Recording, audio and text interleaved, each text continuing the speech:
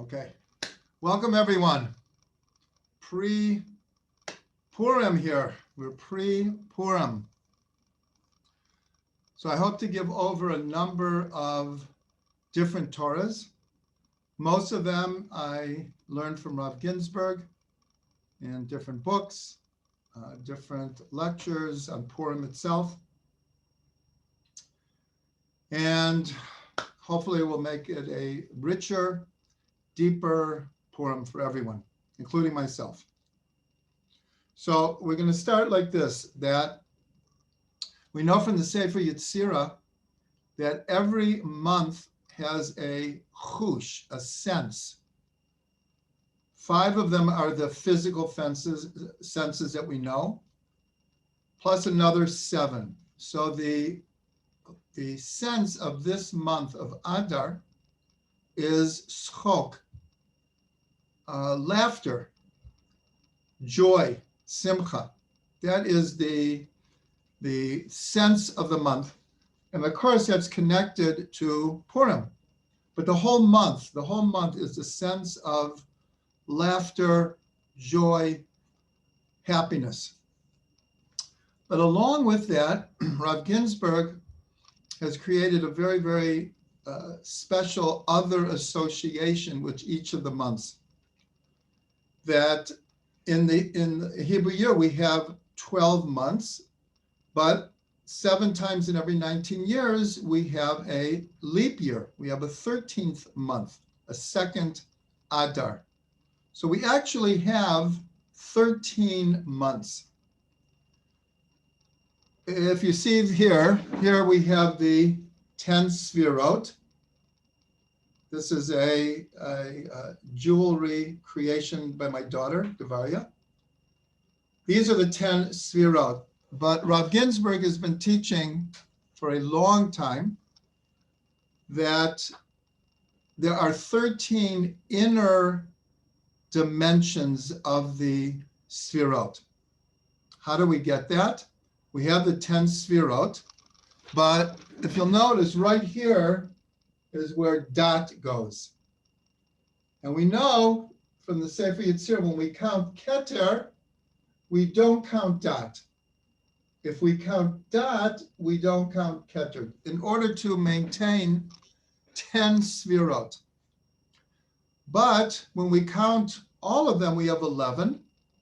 And according to the Zohar in Keter, we have 3 levels of consciousness. Emunah, faith, ta'anug, pleasure, and ratzon, will. So I'm going to show you this chart. What Rav Ginsburg has done is he's made a correspondence between the 13 inner dimensions of the Sfirot and the 13 months in a Jewish calendar. So this is what it looks like, and it's according to the Magen David. Now it turns out that this is the month of Adar, Adar Aleph, and it goes in counterclockwise around the 12 months. And then when there is an Adar Bet, it is here in the middle.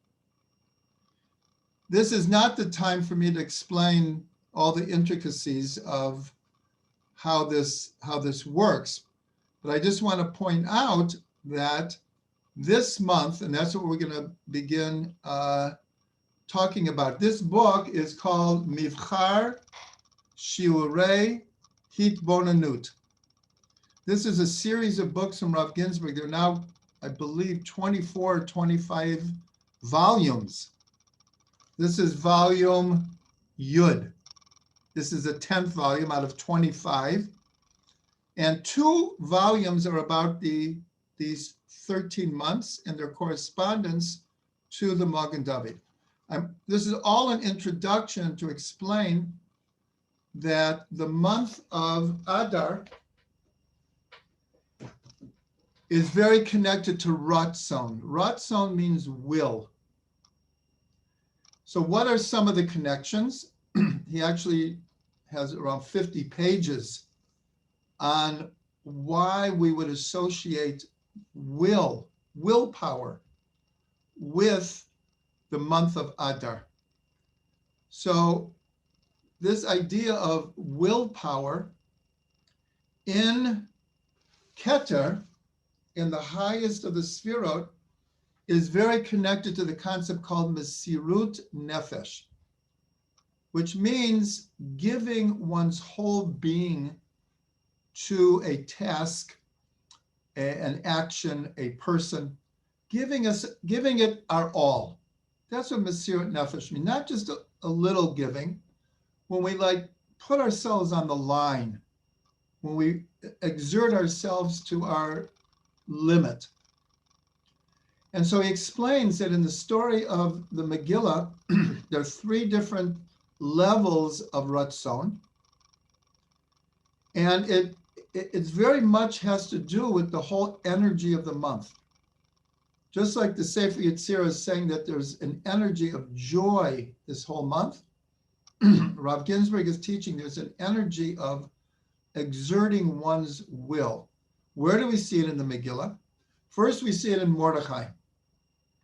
Mordechai is Mesirut Nefesh, not to bow down to Haman, even though he knew that this would put himself, and later he came to understand it, put the whole Jewish people into danger. But he gave his whole being in order not to, what he felt was to transgress and bow down to Haman. Esther had her level of Mesirut Nefesh when Mordechai tells her, you're the queen.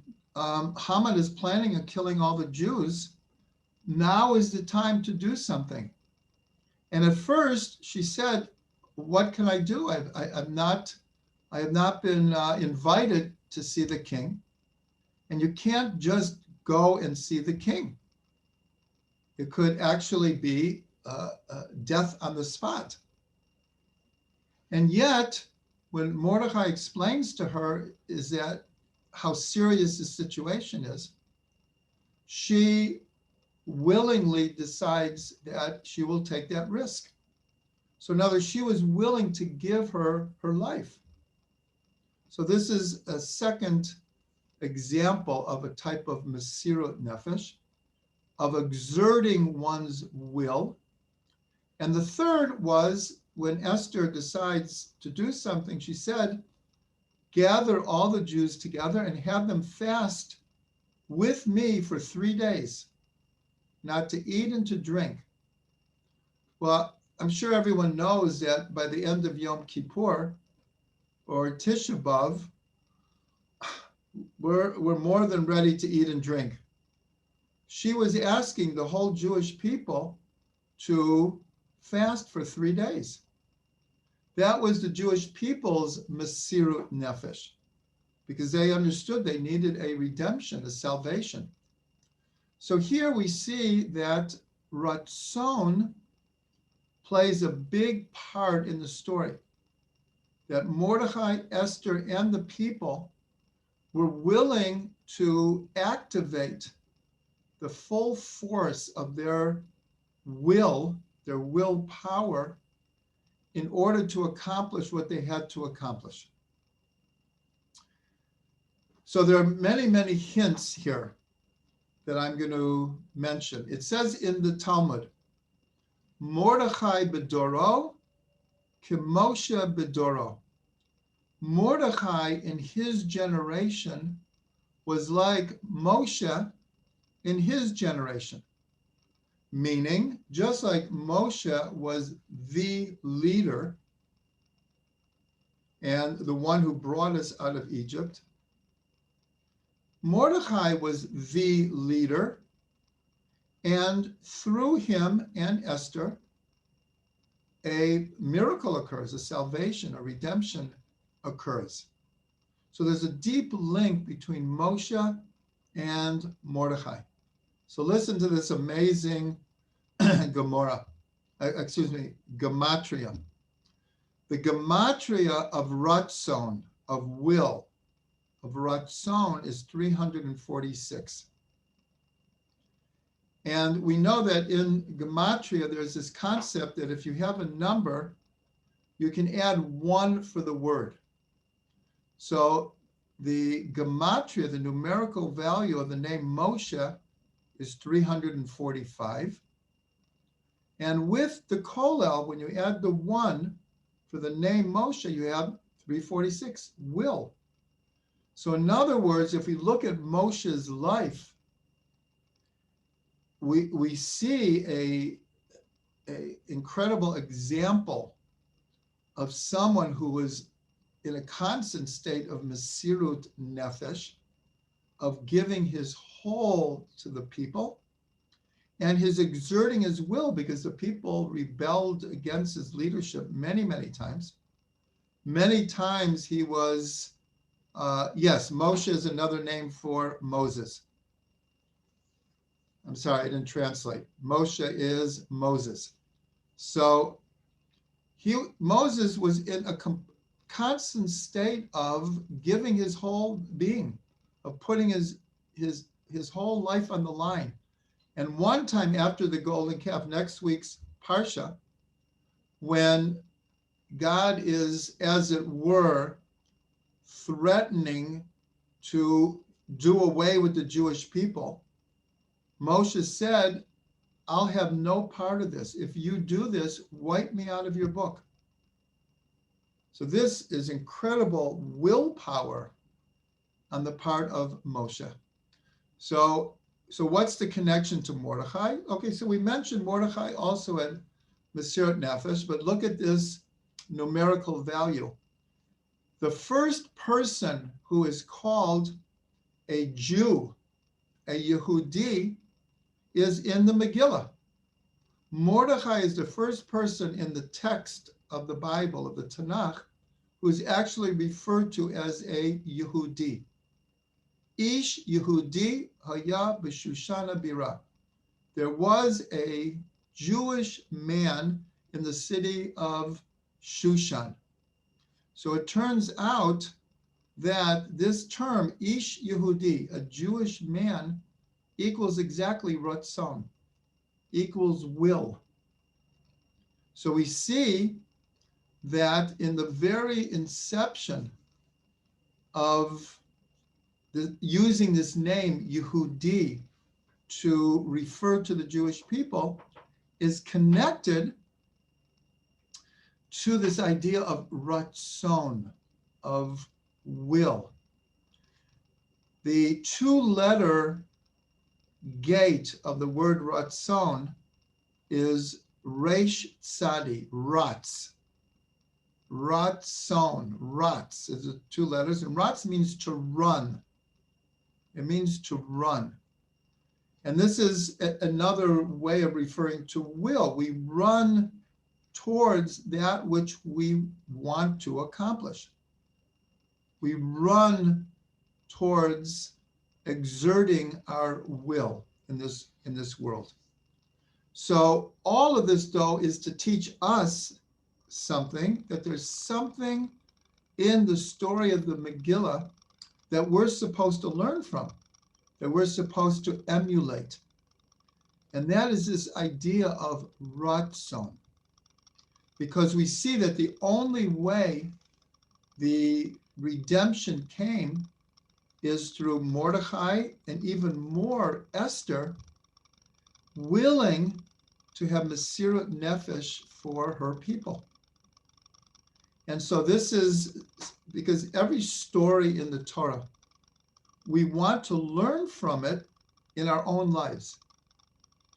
So this is one of the energies of this month, is this idea of ratzon. Okay, so that's the first idea that I want to share. Now, later in the Megillah, after Haman's plot has been exposed, and in fact, Haman has been hung and his 10 sons, and the Jewish people are given permission to defend themselves, because in a sense, the plot was still in motion. So the Jewish people had to defend themselves. After all of that, the end of the Megillah talks about the different customs that were established for Purim, and that it became a holiday. And in it, it says, Kimu v'kiblu. They established and they received the words of Mordechai and Esther to establish Purim as a holiday every year. And that's the expression, Kimu v'kiblu. So there is this methodology in the Tanakh that sometimes a word is written in a certain way, but we have a tradition to read it differently. So on the word where it says kimu means they established, they raised up, they established. The kiblu means and they received. So this word they received, we read it in the plural. They received, but it's written in the singular, v'kibel. It's written in the singular, but we read it in the plural. So why? What are we supposed to learn from this? So our sages tell us that this expression, they received and they established and they received, is not referring only to this new holiday called Purim, but it refers to actually receiving the Torah. So the sages read it, they received again that which they were commanded at Mount Sinai. Now, what does this mean? What are they receiving that they didn't receive the first time? So we're going to go back for a second to how we received the Torah in Sinai. Right before receiving the Torah in Sinai, so the people said, Na'aseh v'nishma. We will do and we will hear. So the question is asked, shouldn't it be the opposite? We will hear what God has to say, and then we'll do it. But here it says we will do, and then we will hear. Hear, meaning H-E-A-R, in this context means to understand. So what were the people promising? They were promising, we will do whatever God tells us. We trust God. We trust that the commandments that he's going to give us are good for us. And then at some point, we hope to truly understand all of them. But we're not going to wait till we understand them completely. We're going to already start doing this. So this is held out as the ultimate expression of accepting God's rulership over us, of what's called accepting the yoke of heaven, that will do even if we don't understand so much. So that's an amazing statement in itself. But then the Gemara comes and says seemingly a very strange thing. In the text, it says that when the people received the Torah, they stood at the bottom of the mountain, which it was just the literal description of how the people were standing when they received the Torah. The Gemara says like this, that they read into it as if God picked up Mount Sinai and held it over their heads and said, if you receive the Torah today, good. And if not, I'm going to drop the mountain on your heads, and that will be the end of you. So the question is, wait a minute, didn't the people just promise to keep the Torah, like no matter what? Why did the sages have to, in a sense, come up with this allegorical reading of the text as if God was forcing us to receive the Torah? Meaning, if you receive the Torah, good. If not, I'll drop the mountain on your heads. So really, you have no choice but to receive the Torah.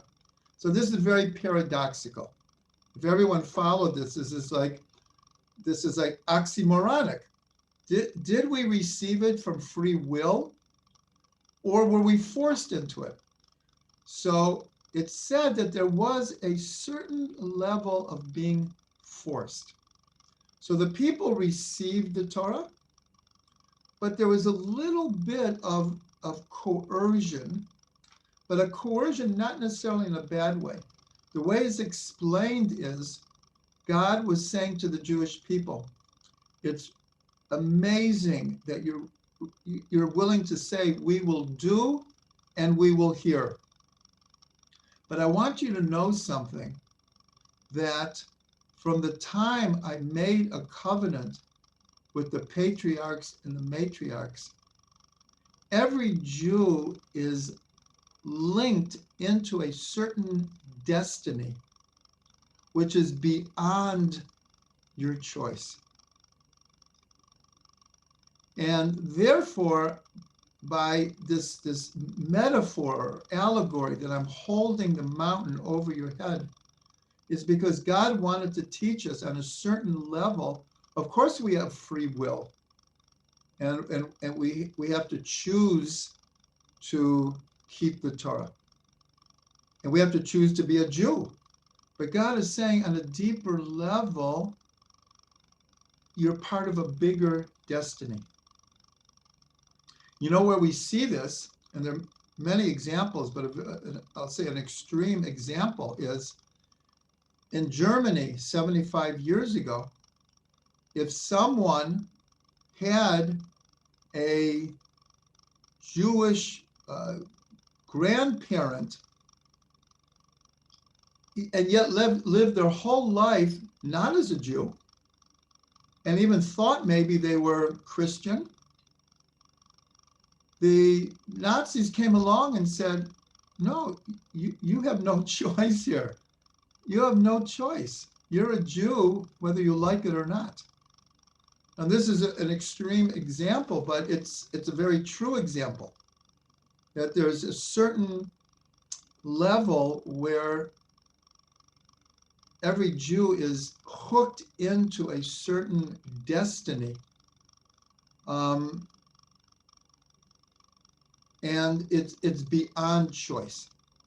It's choice and beyond choice. This is a very deep concept, but I'm bringing it out here because we're told at Purim time, remember, the name of God is not mentioned in the Megillah. It's not mentioned in the book of Esther.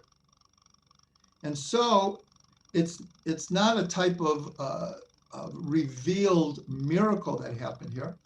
It's only after the whole story when people, and I'm sure this has happened to each and every one of us in our own way, when retroactively we realize something about our life, let's say, or about an event in the world that we only understand now, a week later, a month later, a year later, 10 years later. So after the story of the Megillah, people like, oh my gosh, look how everything happened here. Look how God was guiding these events in a way we didn't see it then. But now that we could have some hindsight, we can see how God was moving everything forward that allowed a total redemption to happen. So we're told at the time of Purim, when the people realized this, they accepted the Torah now from complete acceptance, a complete free will. So this is how the sages learned this idea. They established and they received. They received that which they once received, but not totally. But now that they had the hindsight and they understood even the concept of God holding the mountain over their head and why, the whole Jewish people of that time received the Torah in a way that they didn't even receive at Sinai. So this is also a very, very important message for us as we're approaching Purim, is we can rededicate ourselves to accepting the Torah from complete free will, from complete acceptance. Okay, I'm going to have a little drink here. L'chaim, everyone. Baruch atah Adonai Eloheinu melech haolam shehakol niyeh b'dvaro.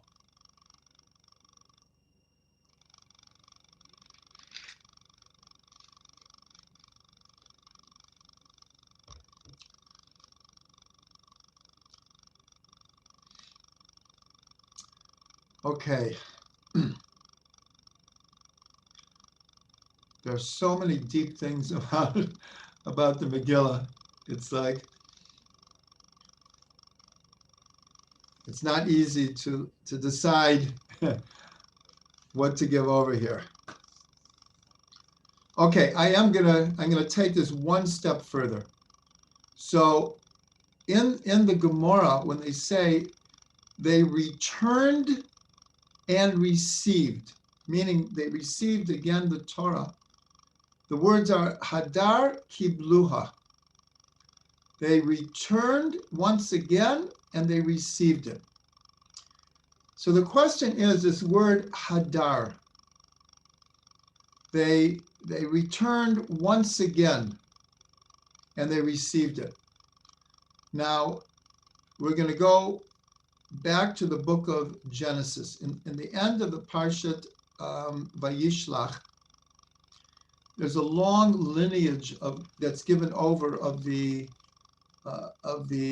progeny of Esau. And in one section, it says, these are the kings that ruled in Edom before there was a king in Israel. And it goes through 8 kings. The first 7, it says he ruled and he died. And then the next king, he ruled and he died. Gives the name, ruled and he died, until the 8th one. The 8th one, his name was Hadar. That's why I'm saying this, because in the Gemara they say, Hadar v'kibluha. They again received the Torah. So this king Hadar is very, very different. It says he ruled. It does not say he died. And it mentions his wife. Her name was Mehetabel. She is the only king who apparently was married. None of the other wives are mentioned. So in short, the Arizal, the great Kabbalist in Sfat, explains, based on the Zohar, that this is one of the deepest, profound teachings in the whole Torah. And he teaches that these 7 kings represent what's called Shvirat HaKelim, the breaking of the vessels. And to explain in short, in the previous world, before this world, it was called the world of Tohu, the world of chaos. And it's like Gilgul, but it's of worlds, not of individuals. That just like a person can reincarnate many times, there have been many different worlds before this world. Again, I can't go into that too deeply right now. But the world before this was called Olam HaTohu. And that world, the lights were too great for the vessels. Too great for the vessels, and they shattered. And that this world, our present reality, is called the world of rectification, and is made up of the broken pieces of the previous world. That's why in Judaism, the concept of tikkun olam, of rectifying the world, is such an important concept, because our duty, our mission, our task is to try to bring as much rectification, light, healing, compassion as we can into the world in order to rectify it.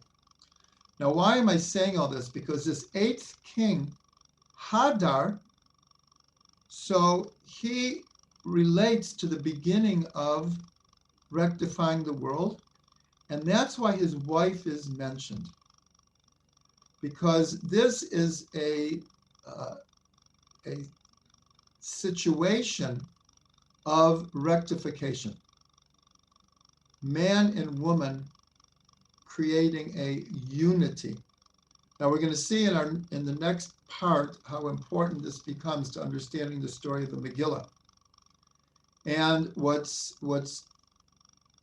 interesting here is this wife, Mehetabel, so she represents what's called Tikkun Chava. She represents what's called the rectification of Eve. And what this means is, if you remember, after eating of the tree of knowledge of good and evil, that we'll say this, part of the result or the effects of their eating from the tree, so the status of Chava was diminished. And it's not that the Torah is proposing this or even agreeing to it, but there's cause and effect. There's reward and punishment. There are effects of our actions. So throughout history, until very recently, the status of women in virtually every society, was diminished. And we're told that as we get closer to the Messianic era, the status of women will rise and will become rectified. And we see it in the world everywhere in societies around the world.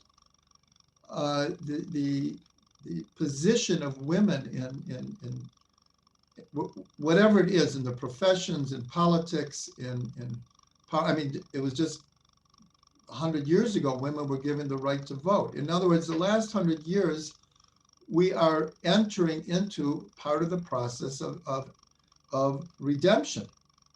So this is all hinted to. They returned and they received upon themselves, because part of receiving the Torah is also receiving the mission to be a light unto the nations, and to take it upon ourselves to do what we can as individuals and as communities and as of all of Israel to try to fix the world and pave the way for the Messianic era. So this couple, Hadar and Mehetabel, they represent the unity of male and female, which is fundamental to bringing the final redemption that we are hoping for. Now, this is an introduction into the next part that I want to give over. And this is a very, very, very interesting idea. And that is that the figures, the personalities, the characters in the story of Megillah Mehetavel, if someone is asking. Remember, after we finish, we unmute and we have time for questions and answers and comments, and people can share. So there's a way of reading the story of the Megillah where the characters in the Megillah, they mirror the characters in the Garden of Eden. And this is how it works. That Vashti, remember the first wife of Achashverosh, who he killed, is considered the unrectified part of Eve. Esther represents the rectified part of Eve. Achashverosh represents the unrectified part of Adam. And Mordechai represents the rectified part of Adam. And the snake, I'm sure you can guess, the snake is Haman. Okay, so now that we have our characters, so I'm gonna mention some of the correspondences between what happened in the Garden of Eden and what is happening in the story of the Megillah.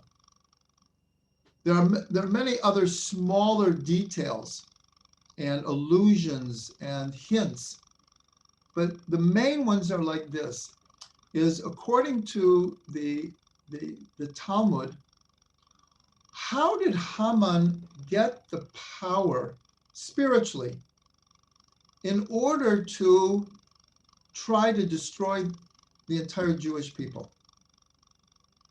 Like, things don't happen in a vacuum. So they answer, because the Jews went to the feast of Achashverosh. They went and they ate and they drank at this feast of Achashverosh. And during that feast, why was he giving a feast in the first place? We're told that Jeremiah had prophesied that 70 years after we were exiled, when the first temple was destroyed, we would return to Israel. We would come back to Israel. And the nations of the world took seriously what the Jewish prophet said, because so many things that they said manifest themselves and came true. So Achashverosh and Haman, they made a calculation that the 70 years were up. They did not see any way that the Jews were going to return to Israel and rebuild the temple. And Achashverosh makes a feast. When he has solidified his kingship, he makes a feast because the 70 years are done. You're not going back. And according to our tradition, in the middle of the feast, Achashverosh dressed himself in the clothing of the high priest, the Kohen Gadol, and all of the gold vestments, and they took out some of the captured golden vessels from the temple, and they used it in the feast. So the Talmud says this was a little bit like the sin of worshiping the golden calf. But let's go back to the Garden of Eden. How did mankind become exiled? They ate from the tree of knowledge of good and evil. So in the Garden of Eden, they were exiled because of eating. And in the story of Purim, because they ate at this feast of Achashverosh, they brought down upon themselves, as it were, a very heavy energy against them. Now, one of the reasons that we make a feast on Purim is because of both of these things. Because eating caused a downfall in both of these cases, we want to fix it through joy. The Purim Suda is one of the highlights of the year. The joy of the Purim feast is what they say, ad lo yada. It's beyond borders. So this is one connection that I want to make already. The next thing is clothing. That as soon as they ate from the tree of knowledge of good and evil in the Garden of Eden, the first thing it says, they realized that they were naked, and they put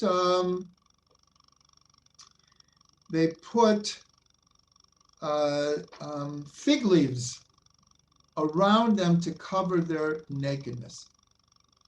Okay, so very, very quickly, there are many other things I'd like to get to. That how does Esther end up becoming queen?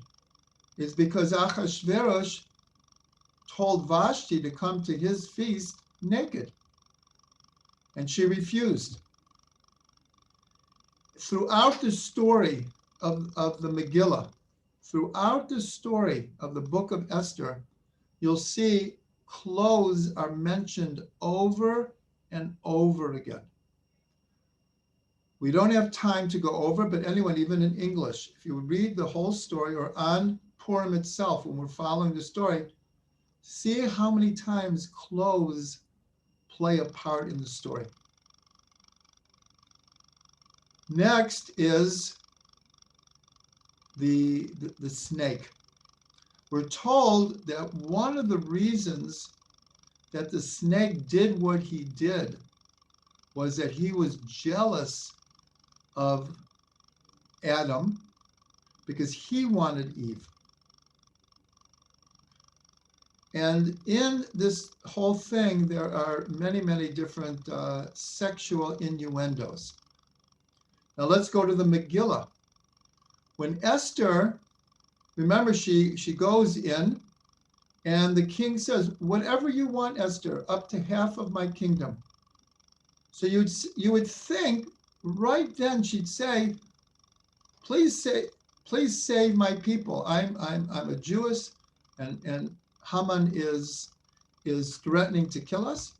Instead, she says, I would like you and Haman to come to a feast that I'm making. So everyone asks, why is she doing this? So you know the expression, it's all in the timing. What she wanted to do was to get Achashverosh jealous of Haman, because he's thinking, why is she inviting me and Haman? Like, is there something going on here that I don't know? And Esther then invites them to a second one. And then we're told, one of the turning points of the story, it says, and the sleep of the king was disturbed in the middle of the night. And he reads the book of remembrances, and he sees that Mordechai once saved his life and he never rewarded him. And who comes to the door right then is Haman. But we're told, why did he wake up in the middle of the night? He was jealous. He was worried. Now look at Haman. Haman was jealous of Mordechai. He was very jealous of Mordechai. So I'm mentioning this because Haman is the snake. He's the Nachash. And the whole thing that happens in the Garden of Eden was fueled by his jealousy. And here, Esther uses that to bring Haman's downfall. Because remember, at one point it says, this is Haman's riding really high, really high. And he goes home and he says to his wife, I have everything. I'm the most powerful person that there is. But as long as I see Mordechai won't bow down to me, none of it is worth anything to me. So that's like, here's a person who has everything in the world. But because there's a Mordechai in the world, he can't stand it. He is so hateful, so jealous. So that is another deep connection. But then we have the tikkun. What happens is, in the Garden of Eden, Eve follows the advice of the snake. The snake says, if you eat from the tree, you'll be like God. You'll know the difference between good and evil. And she was captivated by his logic. And she ate from the tree. But here in the story of the Megillah, Esther fights back against the snake here. She could have said to Mordechai, I'm sorry, there's nothing I can do. I'm not in a position to help. But when Esther put her life on the line, it's like she's fighting back against, she put herself one against Haman. Haman is the most powerful person in the world. She could have finally said to Achashverosh, there's someone who wants to destroy me and all of my people. And Achashverosh, who went along with Haman the whole time, could have said, I'm sorry, Haman's too important to me. I'm going with him. But here Esther fights back against Haman, fights back against the Nachash. Now let's make a connection, and that's the whole reason I told you about this eighth king, whose name was Hadar and his wife Mehetabel. As I said, Mehetabel represents this idea of the rectification of the woman that will happen in the future. There's no figure in the entire Bible who represents this more than Esther. Esther, we learned this last week. For those who watched last week, we learned about this word called nafochu, that everything was turned around. Everything that Haman wanted to do to the Jews, his whole plan was turned upside down, and he was hung, and the Jews were saved. And we said last week, and I'll repeat it again, the whole story is Esther taking charge of everything that happens. Up to a certain point, she is a victim. She is passive. She is silent. She seems to just be a victim of circumstance. And then through Mesirut Nefesh, through the Ratzon, through the will that she exerted, she now takes over the whole story, and everything that happens to the end of the book of Esther, she is running the show. And this represents the fixing of the status of women in the world, and an important rectification that needs to happen to help usher in the Messianic era. Okay, we only have a few more minutes here. And so what I'm going to do is just talk a few minutes about the clothing. Because remember I said what a big part the clothing happens in the Megillah. So the idea of clothing is connected to a concept called enclosement. Enclosement means one thing clothes or covers something else. We relate to clothes as covering the physical body. This goes back to the Garden of Eden. It covers our nakedness. Clothes cover something that is inside here. But this clothing means much more than that. Is that if we look at the world, that everything has degrees of enclosement. God is enclosed in the world. The soul is enclosed in the body. Energy is enclosed in matter. It's the basics of all physics, that all matter is actually energy. But the energy is enclosed. You don't see, if you look at a table or a chair, you don't see the energy. But that is what it is. You look at a person, and at least if we're looking superficially, we see a body. We don't see the soul. When we look at the world, we don't necessarily, some people do see godliness, but it's enclosed in. And spirituality is enclosed in physicality. And why this is important, because this whole month is called Adar. And if you put a hyphen between the two syllables, we read it, the Aleph, the first letter of the month, Adar. Dar means to dwell. So we read this month as the Aleph, or godliness, dwells in the physical world. That's what Adar is all about. Why? Because that's one of the secrets why God's name is not mentioned in the Megillah. Because God is hiding in history, put it that way. God is hiding in the circumstances of our exerting our free will, but there's always divine providence happening simultaneously. And that was the realization that people came at the end of the whole story was, oh my gosh, we thought God was nowhere to be found. And it turns out he was, in a sense, directing the whole show. Directing the whole show.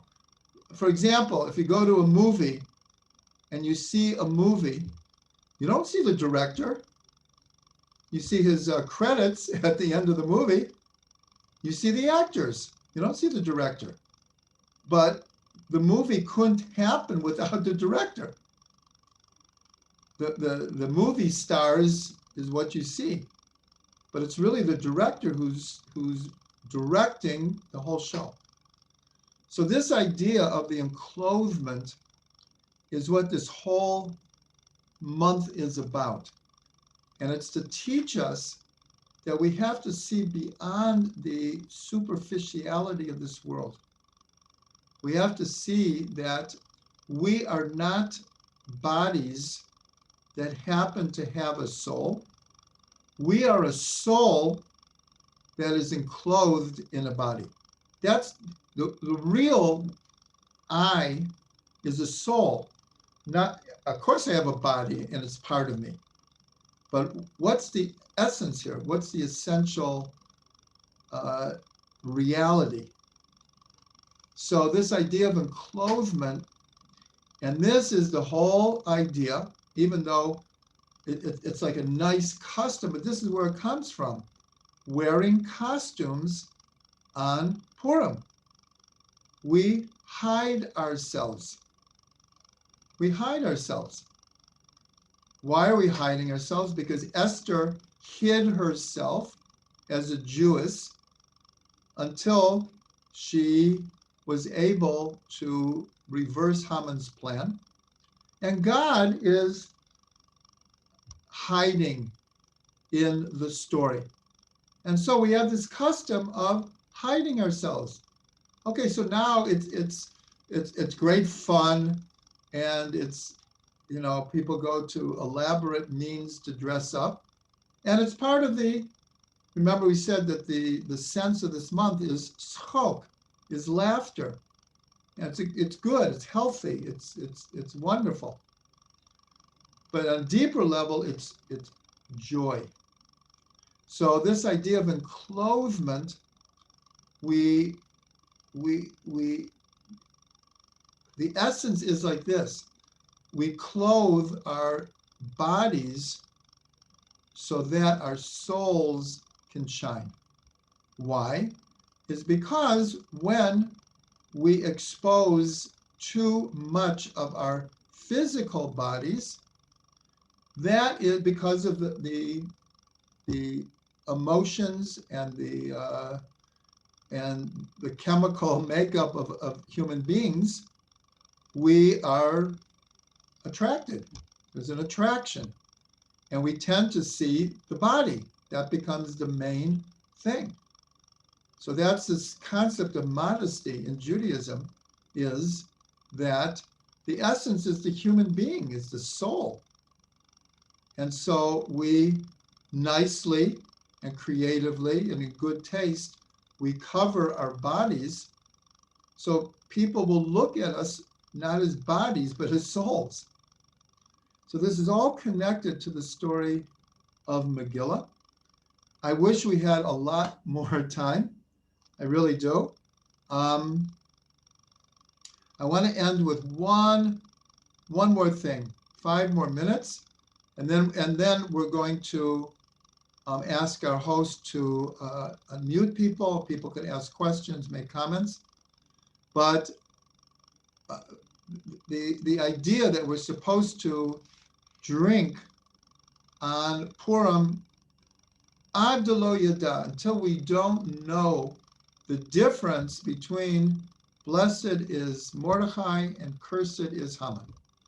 This is, of course, a very, very big part of Purim, this idea of what's called getting to ad lo yada, till you get to a place of not knowing. And again, for those people who were here last week, we spent a long time discussing that. But for anyone who doesn't remember or wasn't here last week, I just want to say that the intent of the sages was not that people should get roaring drunk and end up under the table, and the next day with a royal hangover and sick and all of that. That was not their intent. It was not their intent.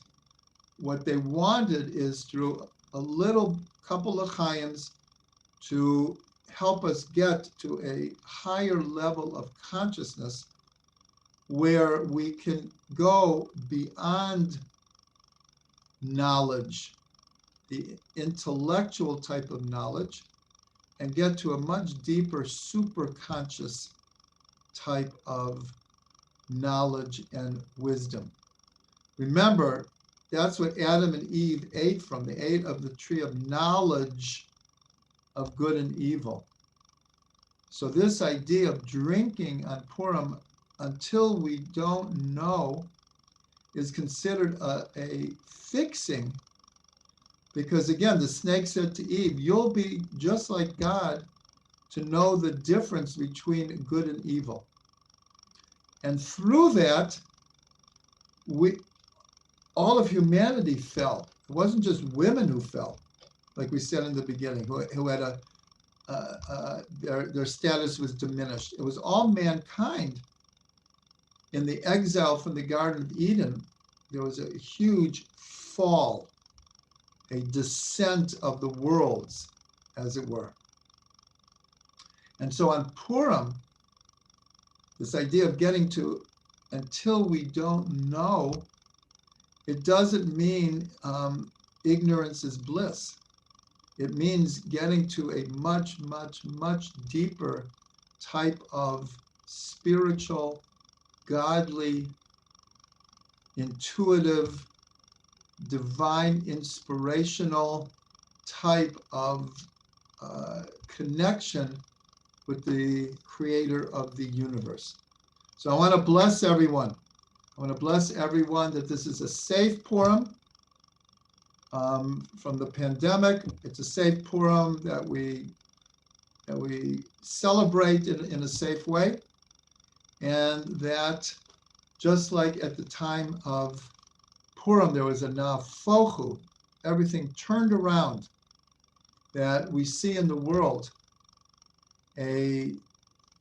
just a new light, a new reality, and that each of us as individuals also, we have an opportunity to exert our will to be who we want to be.